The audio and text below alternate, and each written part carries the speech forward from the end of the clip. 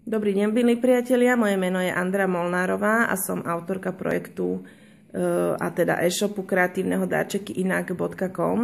Dnes by som vám dala do pozornosti rada pár produktov z sekcie Čokoládový raj, ktoré sú veľmi kvalitné, sú vyrábané v Ivanke pri Nitre a sú z firmy Lira Chocolate, čo možno mnohí z vás už aj počuli. Tieto produkty sa nepredávajú cez klasické reťazce, takže môžete ich zohnať a dostať len u vybraných predajcov. Firma si stojí za absolútne 100% kvalitou. Majiteľ chodí vyberať kakaové bôby po celom svete a vyrába sa naozaj len z tých najkvalitnejších dovezených produktov.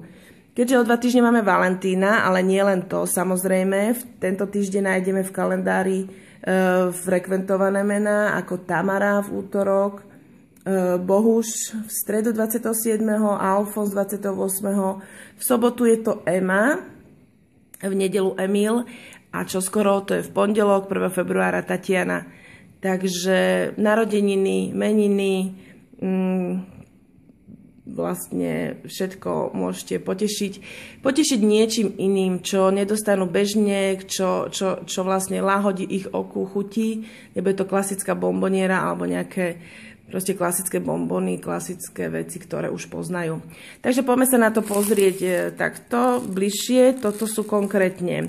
To je pomarančová kvora vlastne v horkej čokoláde.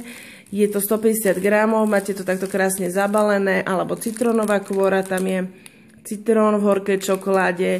Tretí druh máte ešte na stránke, nájdete, to je zázvor, taktiež v horkej čokoláde. Má to 150 gramov, je to vynikajúca chuť, je to vlastne spojenie tej kyslastej chuti toho ovocia s tou horkou čokoládou. Ja som milovala ako dieťa tie rôzne žele, citróny, pomaranče, ale obsahovalo to veľmi veľa cukru, lebo tam vlastne sa to nejak inak nevedeli to urobiť. No ďalej dávam do pozornosti mandalky, ktoré máme mliečne horké, ktoré sú v takéto krabičke, obsahuje to 35 gramov s rôznymi posypmi sušených ovocí. Toto je konkrétne mliečna mandala, 2 takéto úzke mandalky, máte s posypom jahoda, posyp rúža v cukre. Táto horká mandala je absolútne špeciálna v tom, že vidíte tu toto great taste, takže táto mandalka vyhrala pred rokom v Anglicku, kde prebieha tzv. Oscar medzi čokoládami, kde vlastne porota vyberá z 10 000 vzoriek, oceňuje, tak táto čokoláda získala prvé miesto. Takže bez toho, aby tušili, odkiaľ tá čokoláda pochádza.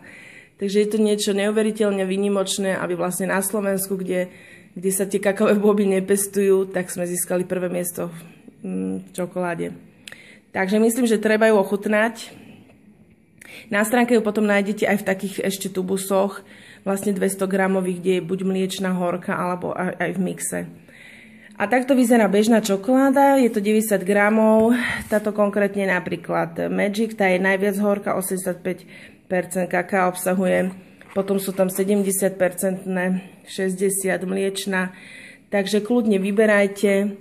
Ešte raz pripomínam, sekcia darčeky, teda stránka darčekyinak.com a sekcia Čokoládový raj. Prajem vám nádherný deň. Ahojte.